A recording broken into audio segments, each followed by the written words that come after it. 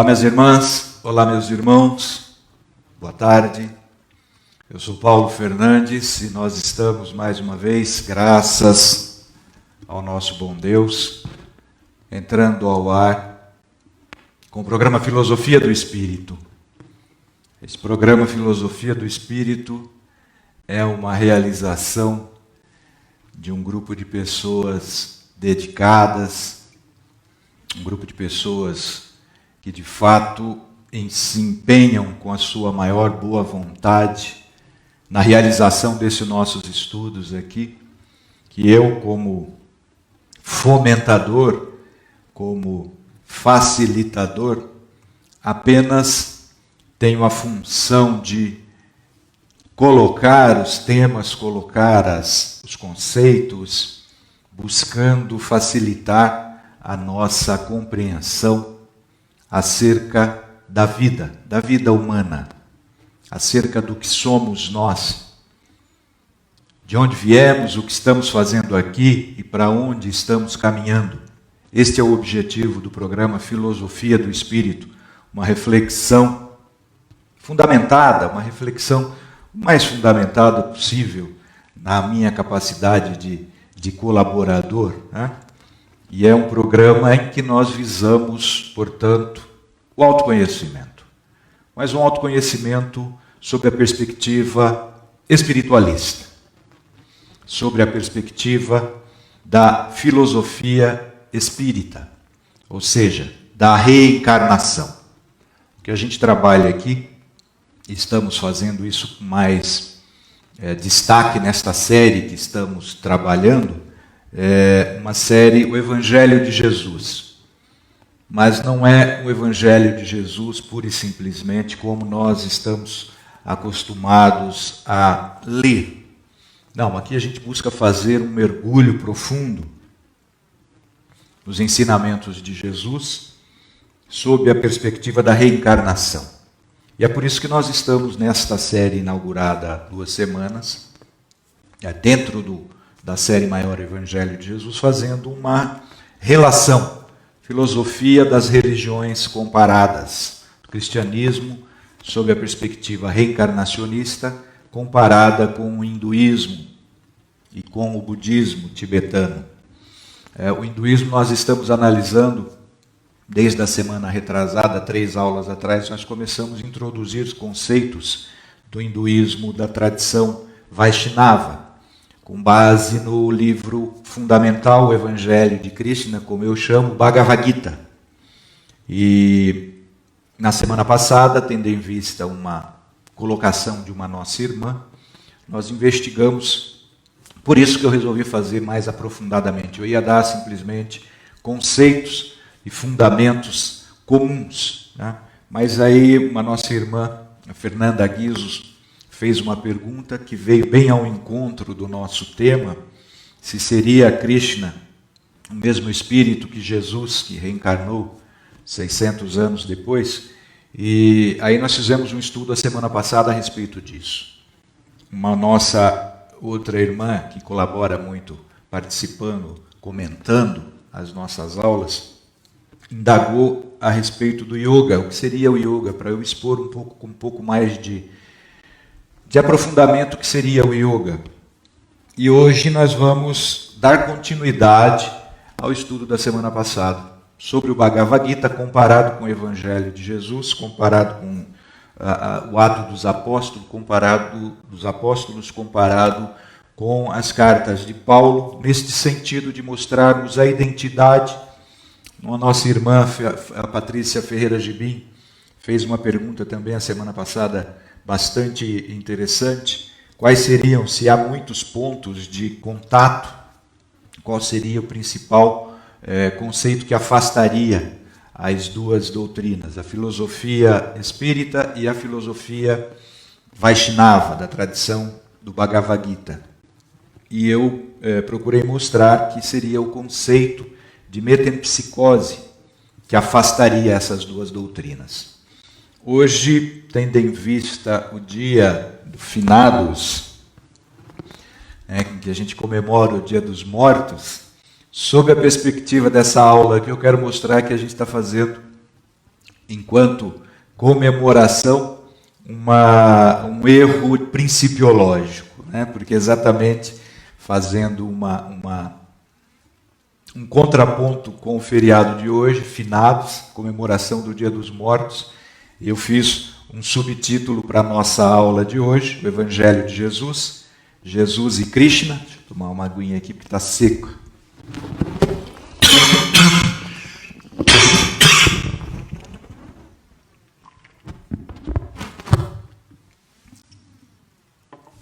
Se eu for eficiente na minha exposição, hoje nosso encontro vai ser um pouco mais curto, porque nós temos um compromisso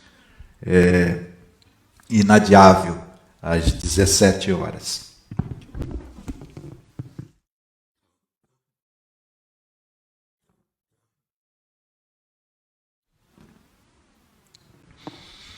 Eu dizia que se eu for eficiente na exposição de hoje, nós vamos abandonar essa comemoração do Dia de Finados, simplesmente para mostrar que ninguém findou dos nossos entes queridos que já voltaram para o mundo espiritual, ninguém findou. Então não tem finado nenhum.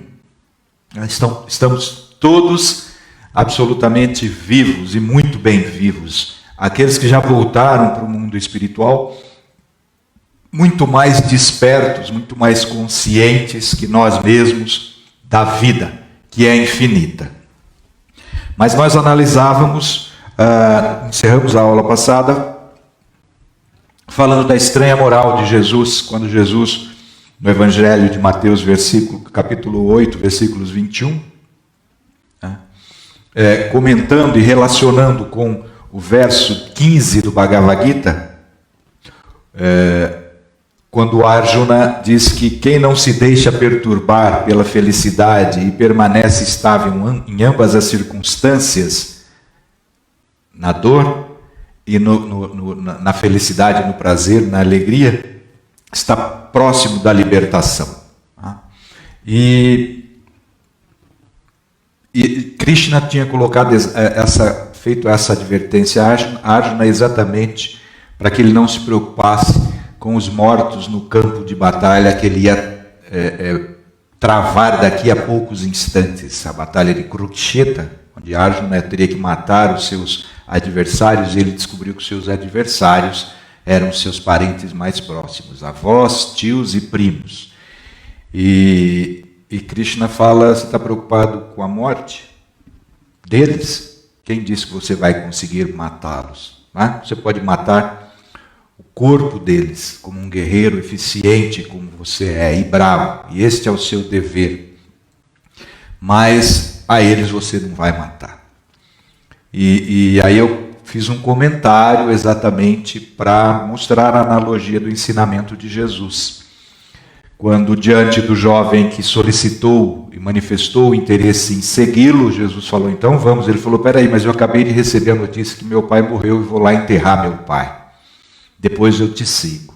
E Jesus falou: você está perdendo seu tempo. Deixe que os mortos enterrem os mortos, os seus mortos. Isso para nós é uma reflexão muito importante. Nós tivemos no decorrer de algumas aulas deste ano, do ano passado também, na verdade, no decorrer deste nosso programa, muitas mães que entram e dão seu testemunho tocante para nós, instrutivo para nós, educativo para nós, com relação à perda de seus filhos, de maneira violenta, de maneira inesperada, alguns por suicídio, e lamentam profundamente, com muita justificativa, com muita justeza, com muito pesar, não obstante, a perda dos seus filhos, e queriam ter uma segurança, uma fé mais viva, uma certeza mais viva nesta vida dos seus filhos, em continuidade à existência mundana, que foi a existência no mundo que foi ceifada de maneira abrupta.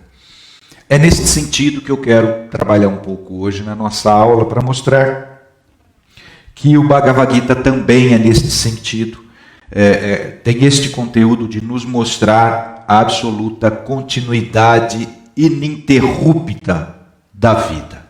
Embora não obstante, haja a interrupção da existência corporal. Então, no verso 16 do Bhagavad Gita, Krishna diz o seguinte: aqueles que são videntes da verdade. Importante aqui destacar que toda a tradição hinduísta, dos Vedas, os Vedantas, as Upanishads, livros sagrados da tradição indiana que remontam 6.000 anos antes de Cristo, foram escritos com base na mediunidade, em médiuns. Os rishis, os homens santos, os médiuns indianos registraram, como também o Bhagavad Gita, registraram as revelações espirituais e coordenaram, organizaram os livros sagrados daquela tradição há 8.000 anos. É por isso que aqui no verso 16 do Bhagavad Gita, Krishna diz o seguinte: aqueles que são videntes da verdade concluíram que não há continuidade para o inexistente e que não há interrupção para o existente.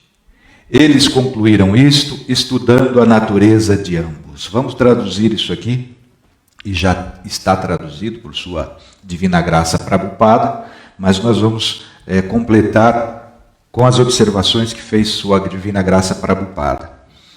Aqueles médiuns que constataram por sua faculdade a verdade, concluíram que não há continuidade para o inexistente, o corpo.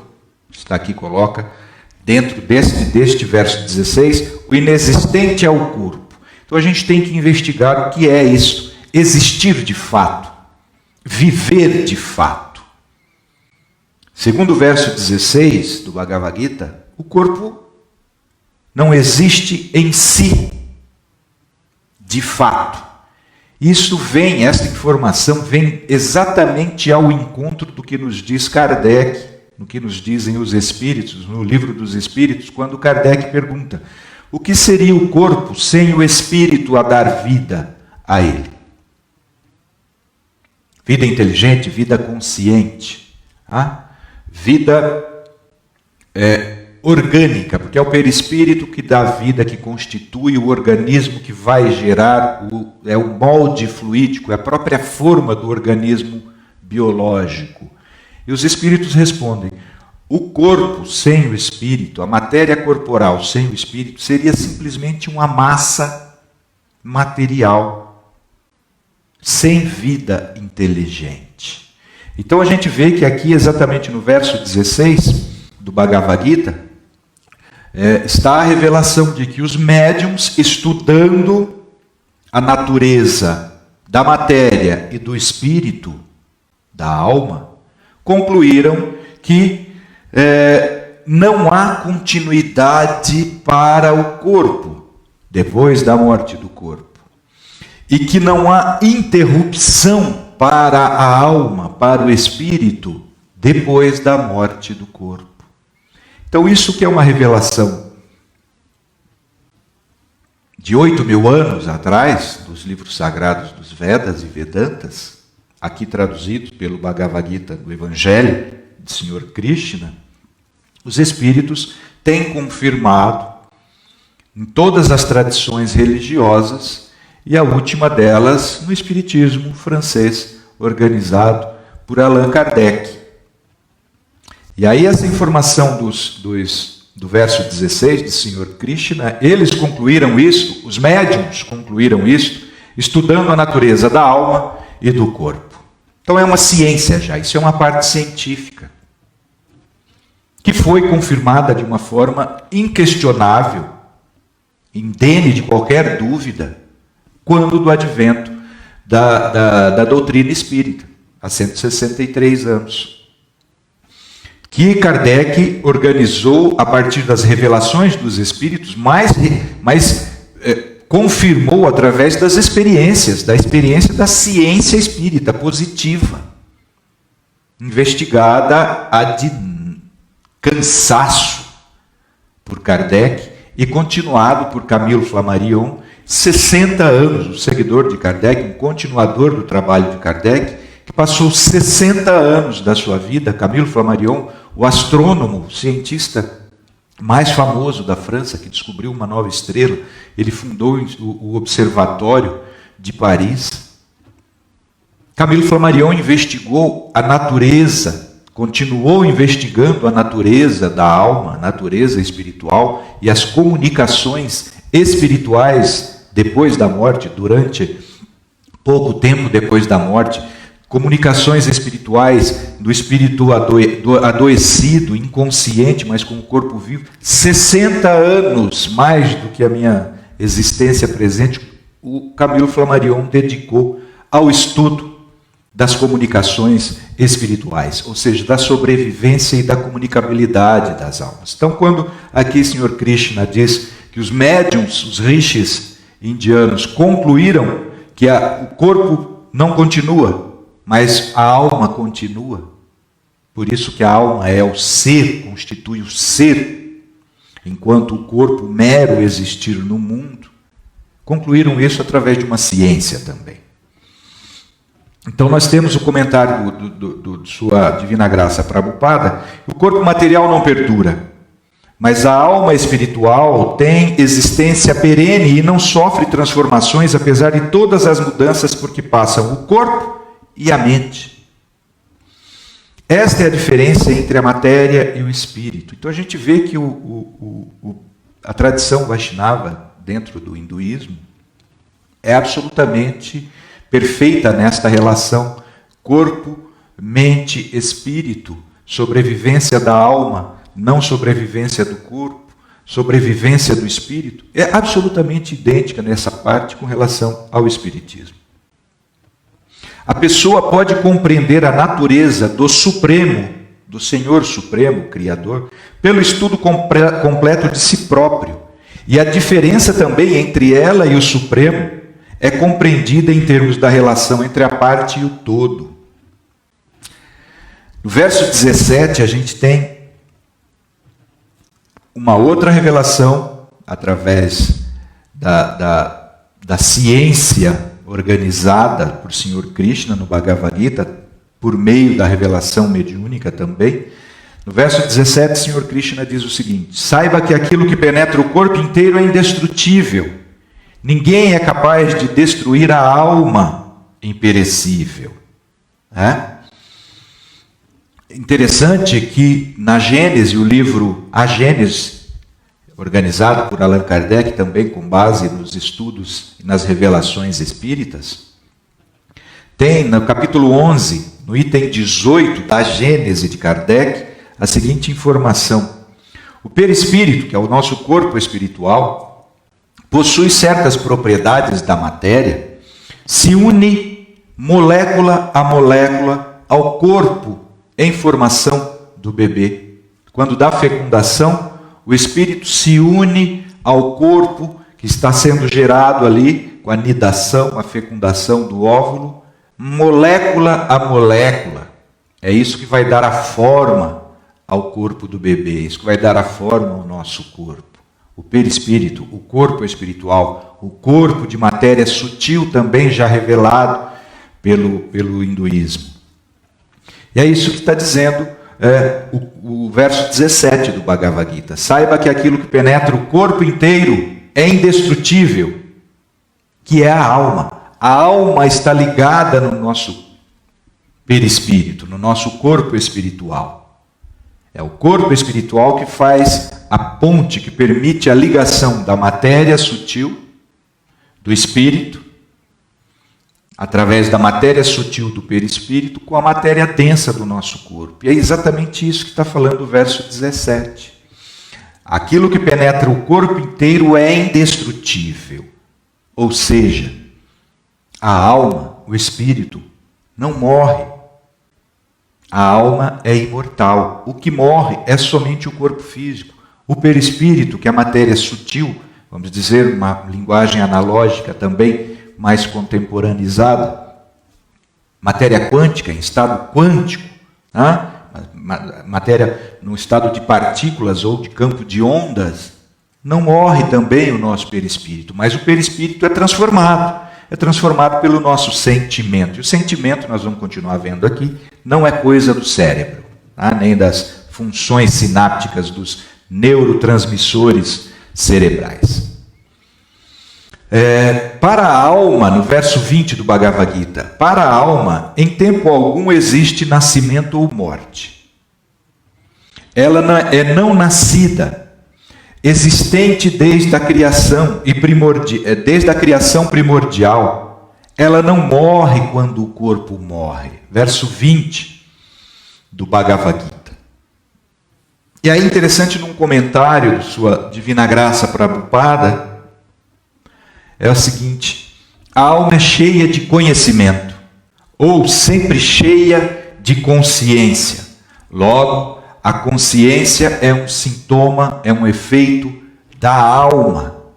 Então, quando nossas irmãs sofridas, nossos entes queridos, ou nós mesmos, perdemos entes queridos que nos causam profunda dor, como comemoramos hoje no dia de finados, se a nossa fé realmente é sólida, né, em Jesus ou em Krishna, nós temos que pensar que os nossos entes queridos não estão mortos, simplesmente se desligaram do corpo, porque a alma é a sede da consciência. E a alma é imortal, ou seja, na alma é que permanecem todos os nossos sentimentos, absolutamente intactos, porque na alma é conservada também no corpo espiritual, é conservado pelo espírito, a força inteligente e consciente, todos os nossos afetos, todos os nossos sentimentos, toda a nossa memória. Então, os nossos filhos, já desencarnados, que já voltaram para o mundo espiritual, e que nós, hoje, nesse dia tão triste sob a perspectiva da vida no mundo terreno, mas sob a perspectiva do cristianismo, sob a perspectiva do budismo, sob a perspectiva do hinduísmo, nós estamos estudando, simplesmente a consciência dos nossos entes queridos estão intactas. Todos os seus sentimentos estão potencializados de um nível muito maior, muito mais sensível, muito mais profundo e elevado na condição espiritual, porque libertos da prisão da matéria. Então, quando nós lamentamos de maneira deprimida a perda de um ente querido, nós o entristecemos ainda muito mais, porque nós mostramos a eles que nossa fé em Deus ainda é titubeante. Nós não temos certeza disso. E exatamente uma irmã nossa, a Rosiane Rosa, pediu para dar uma aprofundada, mostrar para a gente, estudar um pouco mais aprofundadamente o que era o yoga. E o yoga é exatamente o caminho para a verdade, para a vida eterna, que é a vida do Espírito. Vamos ver como é que a gente se realiza nesse estudo analógico entre o Bhagavad Gita, o yoga apresentado no Bhagavad Gita e o Evangelho de Jesus.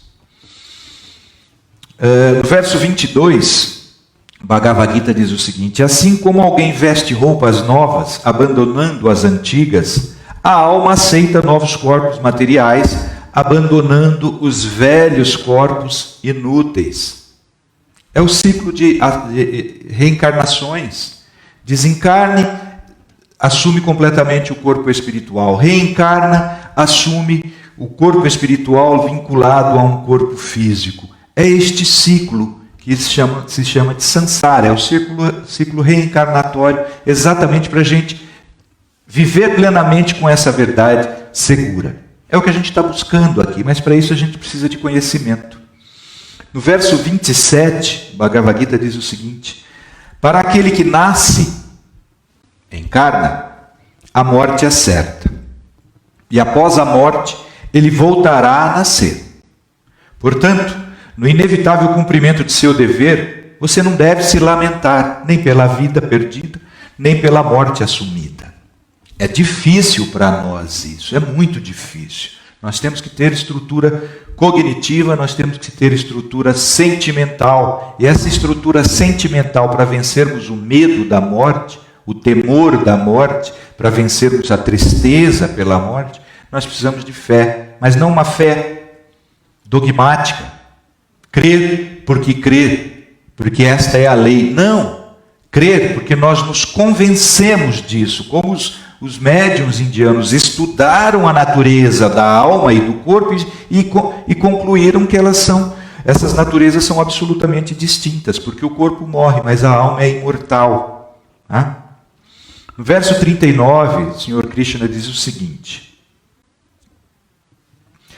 ouça agora enquanto eu explico em termos de trabalho sem resultados fruitivos. Ouça agora enquanto eu explico essa realidade para você, sem que você se preocupe com o retorno, com os efeitos do trabalho.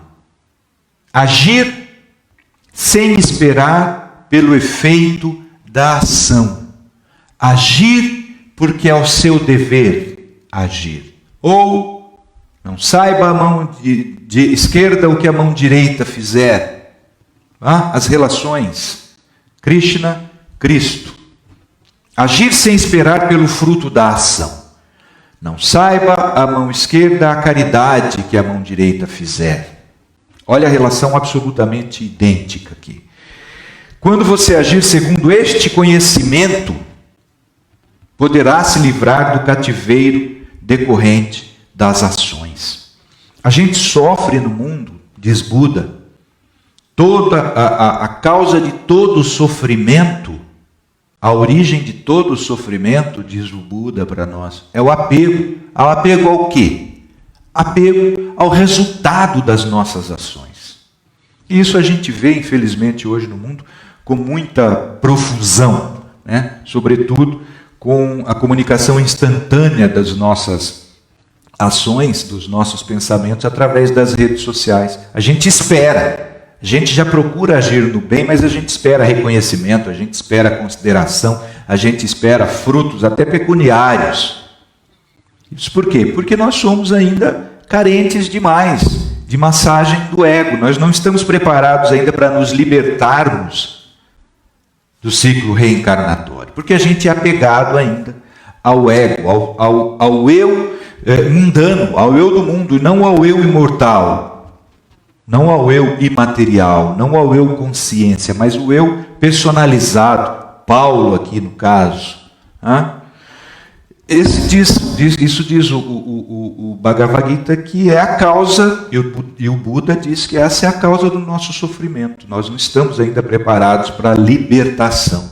E no caso do dia de finados, menos ainda, porque a gente vai ao cemitério, o que a gente vê lá é manifestação de lamentos. Para as pessoas ateias, materialistas, se justificaria isso. Mas para quem tem fé, como Jesus fala, aquele que realmente crê em mim, sabe que não existe a morte, mas sim a vida eterna. Não morrerá jamais, mas terá a vida eterna. Mas esse crer em Jesus, nós vamos ver aqui, se der tempo hoje, nós já estamos com 30 minutos, eu peço que vocês já comecem a apresentar as suas questões, se eventualmente assim surgirem, porque hoje a gente encerra às 17 horas. No verso 39, diz Krishna, quando você agir segundo este conhecimento de que o corpo é mortal, a alma é imortal e consciência é atributo da alma e não do corpo, você poderá se livrar do cativeiro decorrente das suas ações, do ego. Tem um esclarecimento aqui de sua santidade, sua divina graça Prabhupada, que esclarece exatamente o que é o yoga. Porque a gente pensa, eu sou professor de yoga, de meditação, a gente pensa que o yoga é simplesmente aquela prática fisiológica e uma prática de tentativa de controlar a profusão de pensamentos oriundos de uma mente, de uma atividade espiritual descontrolada, através da prática da meditação. Mas o yoga é muito mais do que isso. O yoga é o caminho para nós realizarmos este conhecimento específico, este conhecimento devocional, este conhecimento da nossa origem espiritual e da nossa destinação espiritual e da constituição do ser humano como a partir de alma imortal, espírito, consciência, que é a inteligência evoluída do espírito, mente, o resultado dos pensamentos, dos sentimentos no espírito, para vincular a uma ação, para realizar através de uma ação intelectual ou uma ação física. E um corpo físico, ligado ao espírito e passível de ser controlado pelo espírito por meio do corpo sutil, que os espíritos ensinaram Kardec a chamar de perispírito. Então, no comentário ao verso 39, Sua Divina Graça Prabhupada diz o seguinte: Yoga envolve o controle dos sentidos físicos. Yoga envolve, não é só, mas envolve o controle dos 5 sentidos. Simplesmente sujeitando-nos a várias mudanças de roupa corpórea, mas na verdade conservando a nossa individualidade, mesmo após libertarmos do cativeiro da roupa material. Controlar os sentidos mesmo depois de vencermos, libertando-nos da matéria, do cativeiro, da prisão do corpo material. Esta mentalidade yoga atinge o ponto máximo quando, desejando a liberação dessa roda reencarnatória, a entidade viva, o espírito, procura tornar-se una com o Senhor. Isso é yoga. Esta é a última armadilha de Maya, ou seja, o véu da ilusão que nós vivemos enquanto espíritos reencarnados. Ou a ilusão da gratificação dos sentidos, e mesmo, Prabhupada está colocando aqui, este sentido de unir-se definitivamente com o Criador. Isso é uma ilusão também. Tá? E é somente após muitos e muitos nascimentos envoltos em atividades para o prazer dos sentidos, que uma grande alma, Mahatma, se rende a Vasudeva, o Senhor Krishna, completando então sua busca da verdade última. Qual seria?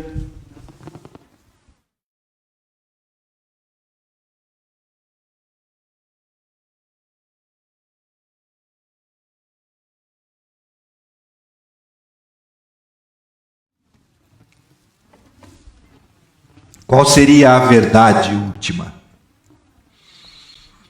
Eu sou o caminho para a verdade e para a vida.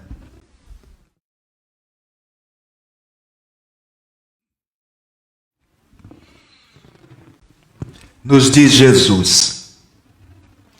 Somente depois, diz Sua Santidade Prabhupada, de inumeráveis existências de vida e morte, vida e morte, vida, é que então uma grande alma, Mahatma, vai completar a sua busca da verdade última. Mas essa comunhão não se efetua sem o serviço devocional, serviço de busca transcendente, de ligação devotada com o Senhor, com o Criador, com a fonte primordial da vida. Alguém que está, portanto, situado em serviço devocional ou em serviço transcendental, amoroso ao Senhor, ou, em outras palavras, alguém que se encontra já em consciência de Krishna, alcança esta fase do Buddhi Yoga, o Buddhi Yoga, pela graça especial do Senhor. É através do serviço transcendente. E é interessantíssimo esse termo que Sua Divina Graça usa, que é um trabalho. É um trabalho de devoção. A devoção é um trabalho. Se nós formos pegar novamente a analogia com o Livro dos Espíritos, é a lei da devoção. A cultivar a sua relação com Deus através da lei de adoração é um dever de toda criatura.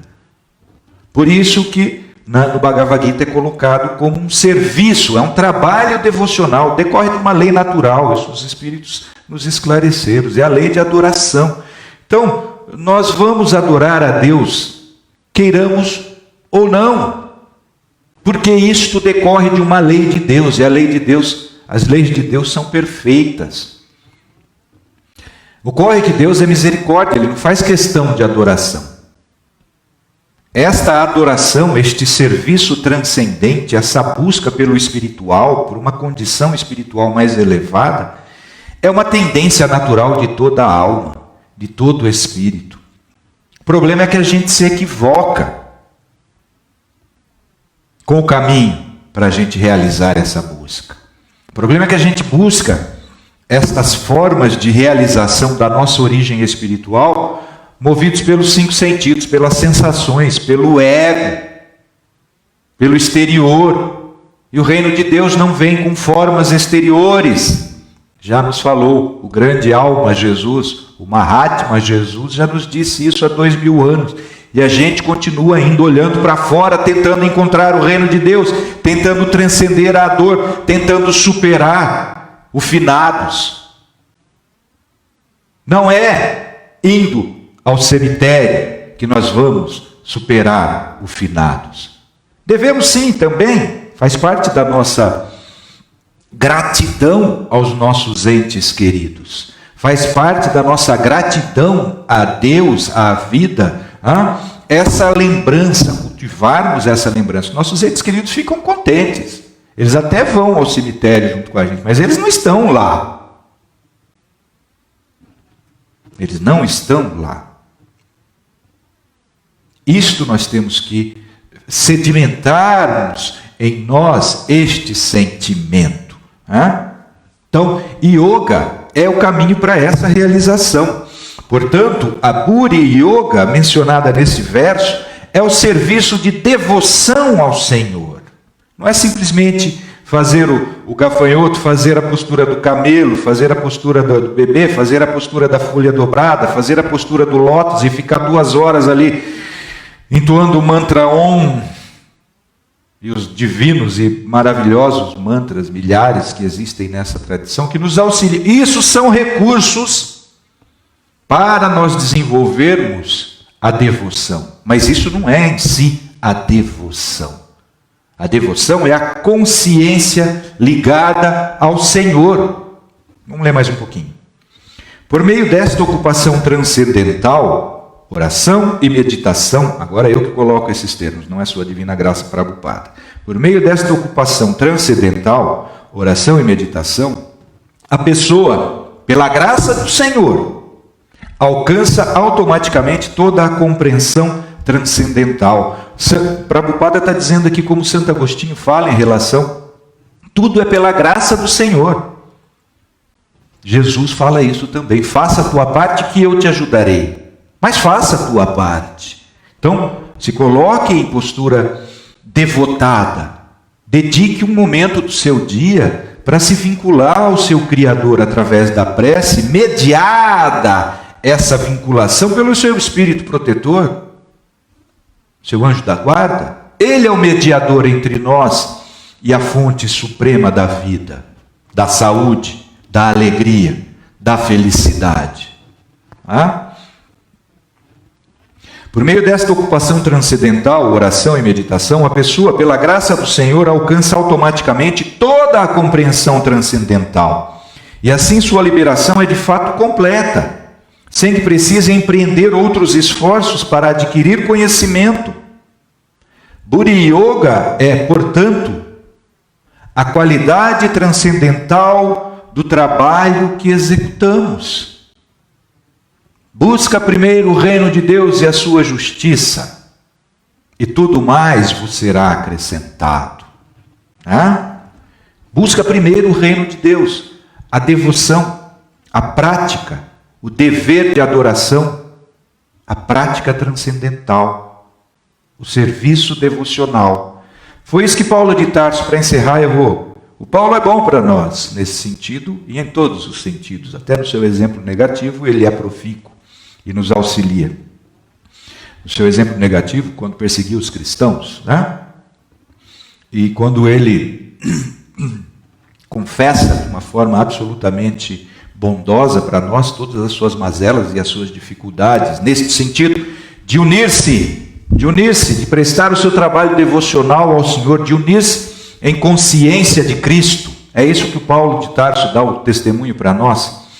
Ele diz na carta aos Gálatas, capítulo 2, versículo 20, já estou crucificado com Cristo e vivo, não mais eu, mas o Cristo que vive em mim.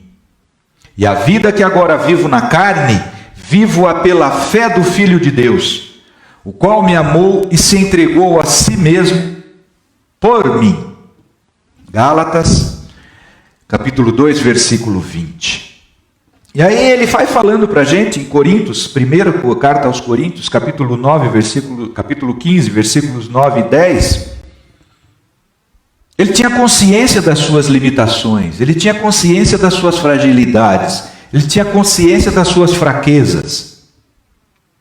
Por isso é que nós devemos buscar ter essa consciência também em nós. Porque se eu não sei das minhas fraquezas, como é que eu vou desenvolver em mim fortaleza de ânimo, fortaleza de alma, para que diante de uma situação que eu sou frágil, eu me fortaleça e resista e não caia novamente na dor, no sofrimento, no vício.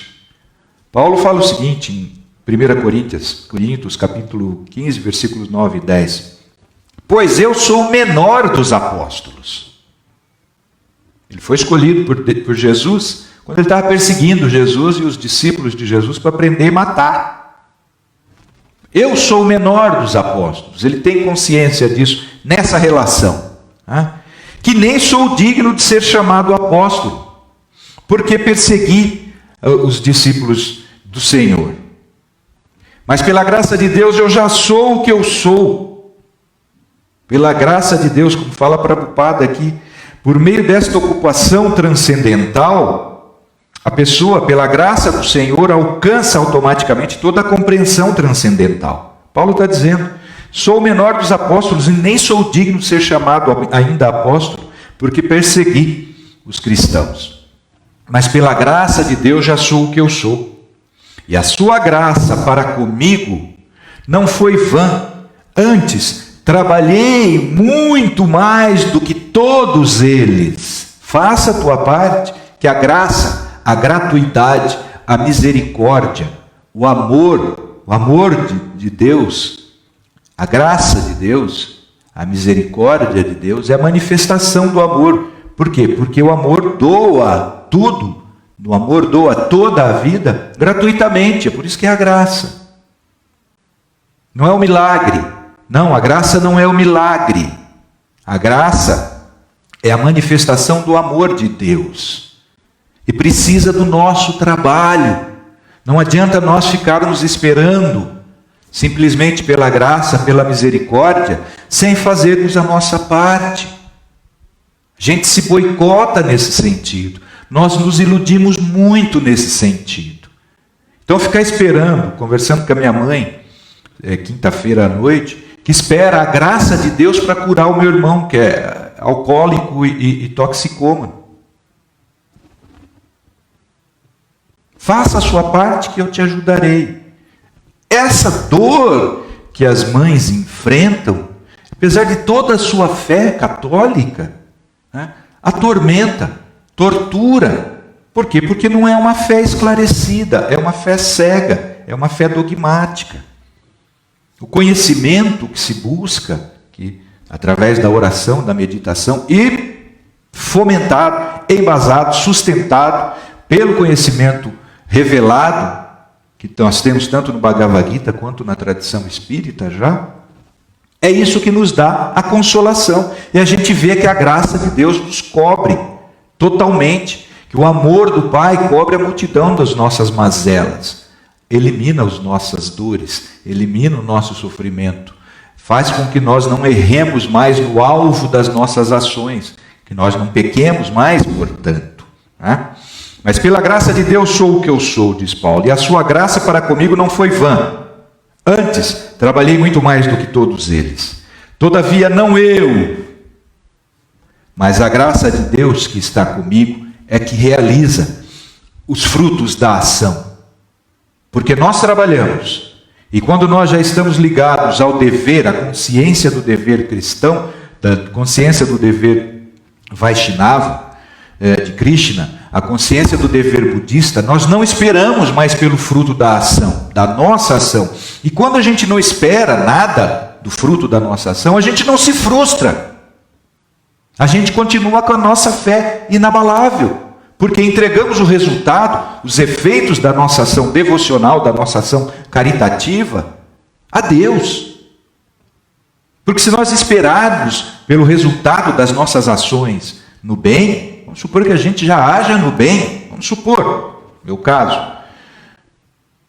Se nós esperarmos aqui os efeitos, como Jesus fala, não saiba a mão esquerda o que a mão direita fizer, porque senão a sua paga você já recebeu aqui, através de likes, através de aplausos, através de dinheiro, através de reconhecimento, porque você está alimentando só a sua vaidade. Você não está alimentando o seu dever devocional de gratidão, porque Deus nos deu toda a vida pela graça, pelo amor, gratuitamente.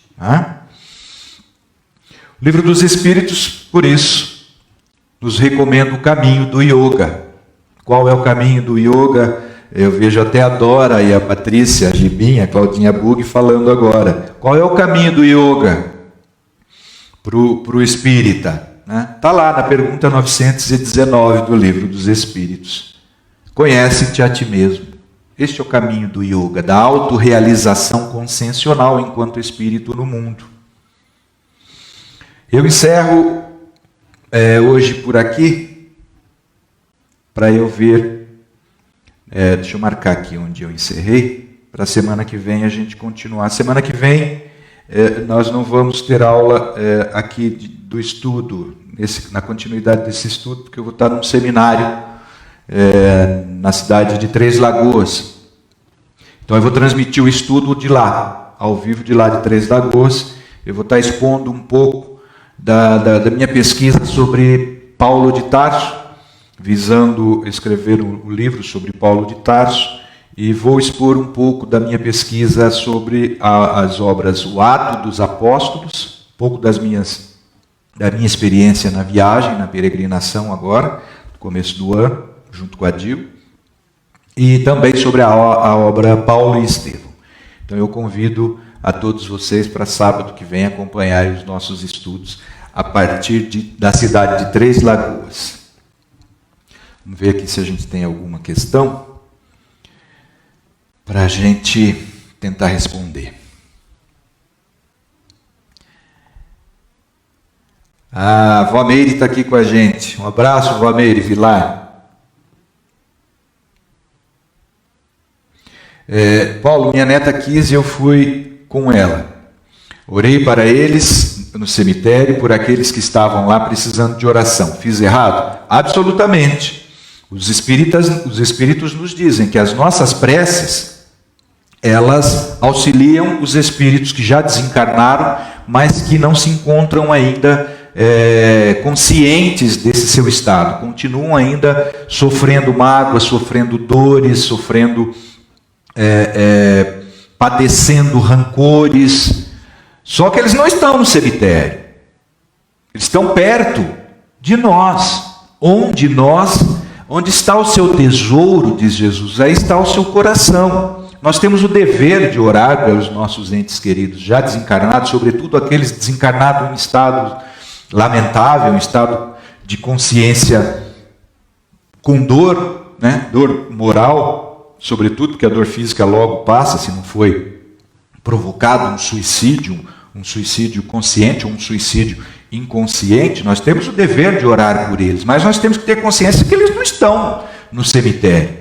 O mundo dos espíritos não é o cemitério, o mundo dos espíritos é perto de nós. Onde está o seu tesouro, está seu coração. E os tesouros dos nossos entes queridos desencarnados, nossos afetos, E, sobretudo, os nossos desafetos é do nosso lado. Então, nós temos que orar constantemente.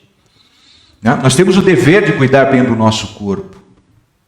Nós temos o dever de gratidão à personalidade dos nossos entes queridos. E se nos faz bem irmos ao cemitério, excelente, excelente. Eu, como médium, vou falar um negócio para a senhora, Valmir. Eu, como médium ostensivo que trabalho e trabalho com espíritos muito necessitados, né? Moralmente muito necessitados, que estão perdidos no mundo espiritual há 300, 400, 500, 600 anos perdidos, que são trabalhados pela minha organização mediúnica. Eu adoro ir ao cemitério, porque lá é onde tem menos espíritos, onde tem menos gente encarnada, é onde tem menos espíritos. Porque espírito gosta de gente, espírito não gosta de tijolo, espírito não gosta de mármore, espírito não gosta de catacumba, espírito gosta de gente. Mas vá sim, Valmir. Daqui a pouco a Dil vai com a mãe dela lá. É por isso que nós estamos encerrando a aula mais cedo hoje. Obrigado, Valmir. Um abraço para a senhora. Ana Cláudia Prado. Oi, Aninha, tudo bem? Por vezes, quem queremos pode estar em nossa casa, mesmo se tiver o merecimento e condições. Sem dúvidas nenhuma. Sem dúvida nenhuma. O importante é ligar. Ligou o pensamento, ligou o sentimento a essa pessoa, ora por ela, ora pelo anjo da guarda dela, que ela tem anjo da guarda também. Isso ajuda muito. E a Aninha está absolutamente certa aqui. A Fernanda Guizo. Fernanda, é feriado hoje, você não está trabalhando, né? Por isso que você está aqui, né? Ah, professor, acho que o Dia dos Mortos ainda é importante, pois muita gente só lembra de fazer uma oração neste dia. Sem dúvida nenhuma. Eu vejo espíritas criticando muito o que eles chamam de uma forma muito triste, pejorativa, as muletas que nós precisamos. Eu vou comunicar. A Gil está perguntando que horas eu vou transmitir a palestra no sábado. Eu vou confirmar ainda e eu vou colocar o cartaz, que eu não recebi a programação ainda. Mas eu vou avisar. A Fernanda Guiz tem toda a razão. É importante o dia de finados, pelo menos uma vez por ano a gente se lembra dos nossos entes queridos. Nossos irmãos espíritas criticam as pessoas de outra tradição, né? Meus parentes que passam em frente da igreja ainda fazem o sinal da cruz. E eu costumo falar o seguinte: é muito melhor você usar desses recursos, fazer o sinal da cruz, usar um crucifixo, usar uma medalhinha, né? Porque você tocou na medalhinha, você lembra do seu santo de devoção e você tem um exercício transcendente aí. Você passa em frente à igreja católica ou protestante, que você muda o seu pensamento, isso já é um exercício de transcendência. Assim, todo mundo que passasse em frente de uma igreja pensasse isso. Assim, todo mundo que visse uma imagem, assim, todo mundo que ouvisse um mantra, assim, todo mundo que ouvisse um cântico devocional, né? Nós estávamos na nossa peregrinação na Ásia Menor e países muçulmanos, 5 vezes por dia, o minarete lá entoava um cântico devocional islâmico. Isso para nós era sublime. Eu sinto hoje a tradição católica não tocar mais os sinos às 6 horas da tarde, na hora da Ave Maria, porque são segundos ali que nós, na nossa correria do dia a dia, a gente exercita a transcendência através de uma manifestação sentimental devocional. Então a Fernanda Guizo tem toda a razão, né? Pelo menos uma vez por ano a gente se lembra de orar para os nossos entes queridos. Agora, isso é um abandono, né, Fernanda? A gente tinha que orar para eles todas as vezes que a gente lembrasse deles.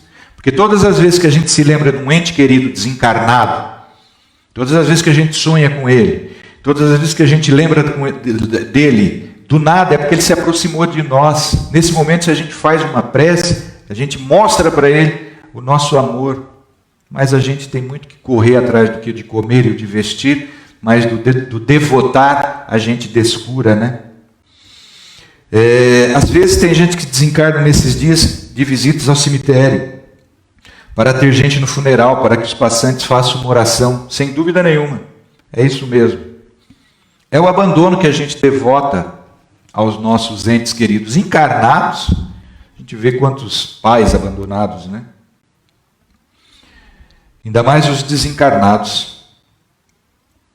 Deixa eu me ver aqui. Adora, cuidado com os pensamentos. Exatamente isso. Exatamente isso, Dora. Porque o pensamento é tudo. O pensamento é a manifestação primeira do sentimento. E o sentimento é a manifestação primeira do espírito. A Lucimara Cabanhas, vigiando nossos passos, sempre, sempre. Esse é o estado de consciência com Cristo. É isso que o Paulo realizou. Não sou eu mais quem vivo, mas o Cristo que vive em mim. Isto é ligação plena com o Cristo, assim como o Cristo já se encontrava em ligação plena com o Pai. Eu e o Pai somos um, ou seja, comunguei o meu sentimento de amor com o sentimento força, que é o Pai amor. O Jorge Chevran, um abraço, Jorge. Como diz Santo Agostinho, a morte não é nada, apenas passei para o outro lado do caminho que é infinito. Tem começo esse caminho, né, Jorge? A vida, mas não tem fim e vai retornar para Deus. Um abraço, Jorge. A Patrícia diz o seguinte: Patrícia, boa recuperação. A nossa irmã Patrícia agradece as preces que nós fizemos para ela na semana passada. Ela operou dia 30, está em franca recuperação, graças a Deus. Deus a abençoe. Paulo crê que o equívoco muitas vezes é causado porque cada um tem uma visão diferente dentro de um nível evolutivo pertencente. Existem vários níveis de compreensão para o mesmo ponto. Sem dúvida nenhuma, mas a verdade é uma só. A verdade é única.